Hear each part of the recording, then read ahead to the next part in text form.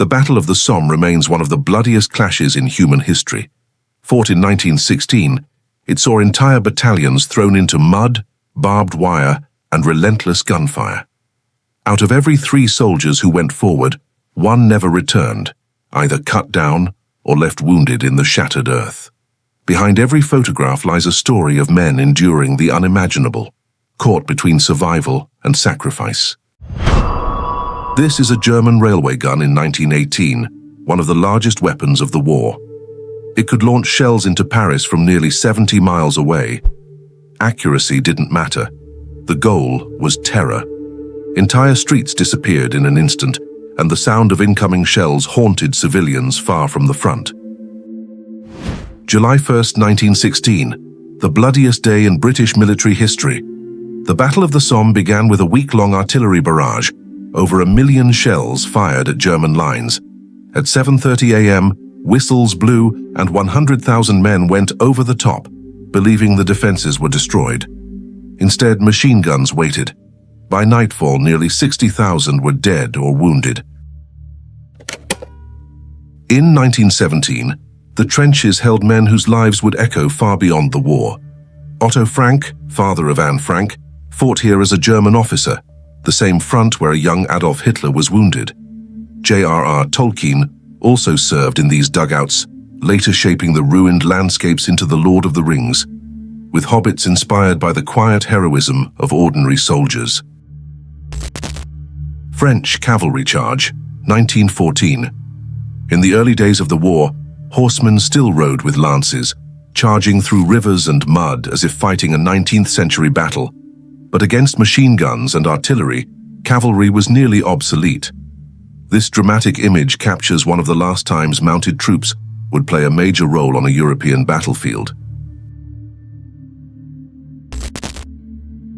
Western Front, 1916. A 12-horse team strains to pull a massive artillery gun across the mud, with soldiers pushing from behind. Horses were the backbone of the war effort. Nearly 8 million served on all sides, hauling guns, wagons, and supplies. Most never returned, falling to exhaustion, starvation, or shell fire.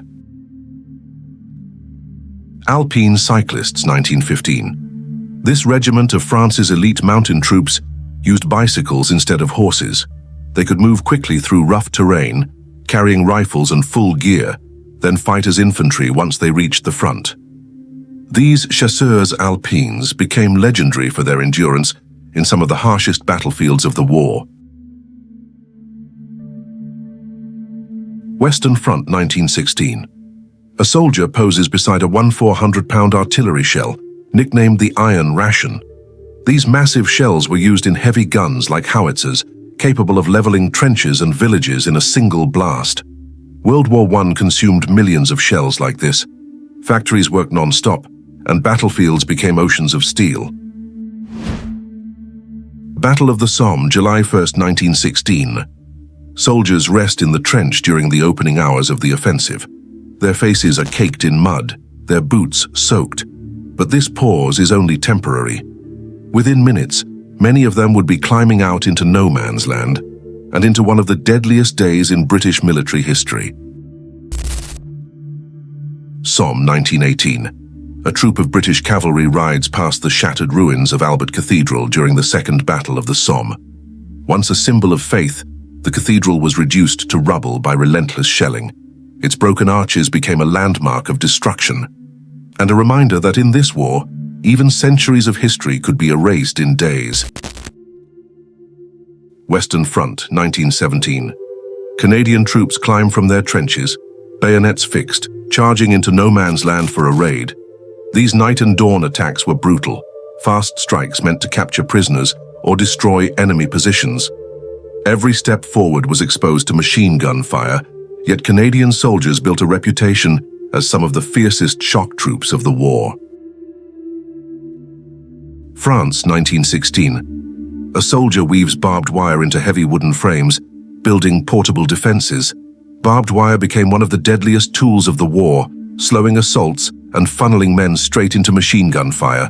Simple, cheap, and brutal, it turned battlefields into cages of steel. Somme, July 1, 1916. British troops climb from their trench at dawn, rifles and bayonets ready to begin the assault. This moment, men going over the top, marked the start of the Battle of the Somme.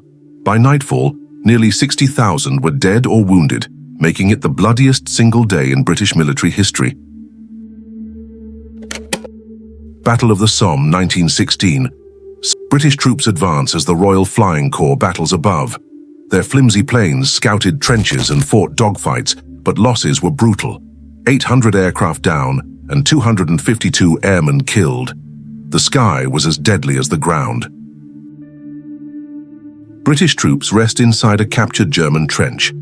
The walls are shattered and the ground littered, but for a brief moment it was shelter. Capturing even a few yards of trench cost thousands of lives. Every inch of ground was paid for in blood. A British telephonist lies dead at his post, headset still beside him. Field telephones were lifelines connecting trenches to artillery batteries and command. Staying on the line meant staying under fire, and for many, like this man, it was a death sentence. A 6-inch howitzer is dragged through the mud by sheer manpower. These heavy guns could fire shells miles away, but moving them across the churned battlefield was a battle in itself. Artillery ruled the war. More men were killed by shell fire than by rifles or bayonets. A long line of the walking wounded, men injured but still able to move, waits to be evacuated. Bandaged arms and bloodied uniforms tell their story. On the first day alone, nearly 60,000 British casualties filled the roads and field hospitals, overwhelming doctors and nurses. Rows of wounded men lie on stretchers, waiting to be moved to a clearing station. Field hospitals were overwhelmed from the first day. Doctors worked without rest, supplies ran short, and for many soldiers, survival depended on how fast they could be carried from the battlefield. Somme, 1916. British gunners fire relentlessly, laying down a curtain barrage, a wall of shells meant to shield advancing infantry. Artillery was the true killer of the war. Over 60% of casualties came from bombardments. The men who worked these guns rarely saw their targets, only the endless smoke and thunder of their own fire. France, 1916. King George V visits the front, speaking with wounded officers recovering in the open air. Such visits were meant to boost morale, showing soldiers that their sacrifices were seen at the highest level. For many, it was the only recognition they would ever receive. Western Front, 1916. A monkey mascot rides on the back of a horse, a small moment of levity amid the war. Many units kept animals, dogs, cats, even monkeys, as companions and symbols of luck. In a world of mud, fear, and death, mascots gave soldiers a reminder of home and a reason to smile. Montauban, 1916. A soldier rests beside the church bells of Montauban, pulled down after the village was destroyed in the fighting. For centuries, those bells had marked weddings, harvests, and prayers. Now they sat silent in the rubble, a symbol of how the war shattered not only armies but entire communities. Australian troops haul a wagon back from the trenches. Their mascot, a little white dog, perched proudly on top. Soldiers often kept mascots for luck and companionship. In a war of mud and blood, even the smallest animal could lift morale. A sentry peers over the trench with a homemade periscope.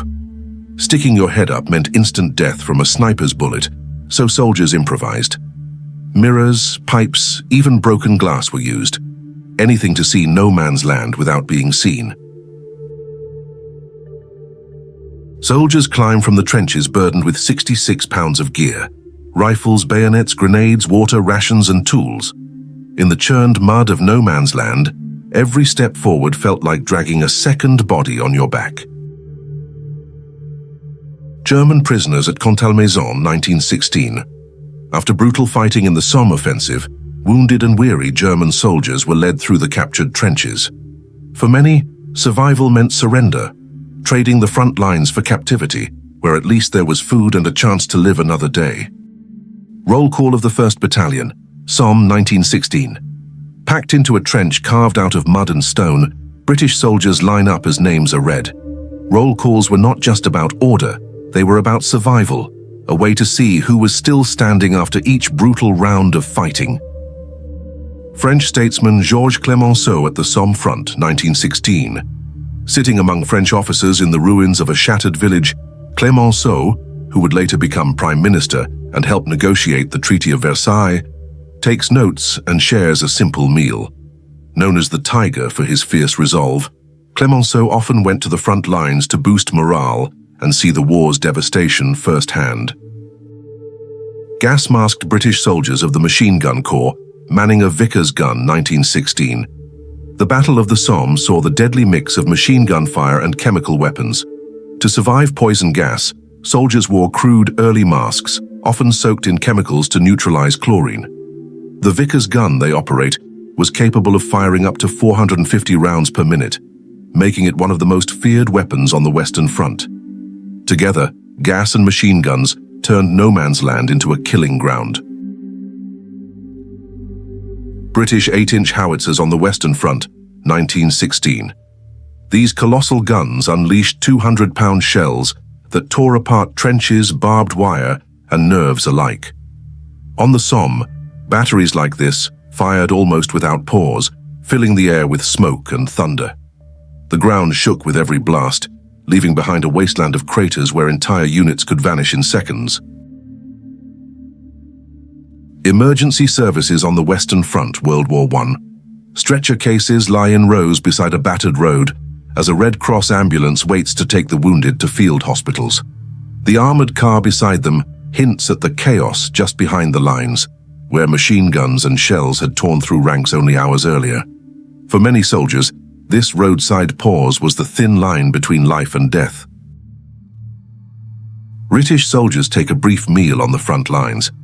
For a moment, the war seems far away as they eat from tin mess kits in muddy uniforms, rifles propped by their sides. Yet behind this ordinary act lies staggering loss. On the first day of the Battle of the Somme alone, nearly 60% of British soldiers were killed, making it one of the bloodiest days in modern military history. This photo shows men of the Border Regiment resting in shallow dugouts. Carved roughly into the earth, these cramped shelters offered the soldiers a brief escape from gunfire, though little comfort from mud, cold, or exhaustion. The dugouts were little more than hollows lined with planks, often leaking water and collapsing under heavy rain. Soldiers sat shoulder to shoulder in the darkness, the air thick with smoke from cigarettes and the smell of damp uniforms. 1/3 of the soldiers who fought in the battle were either wounded or killed. This image captures a group of weary men gathered beside a massive British Mark I tank, one of the first armored vehicles ever used in combat. For many, it was the first time they saw such a machine up close, a strange iron beast crawling across the mud. Behind the smiles and crowding for the camera, the reality was grim. Every third man in this photograph faced death or crippling injury before the campaign ended.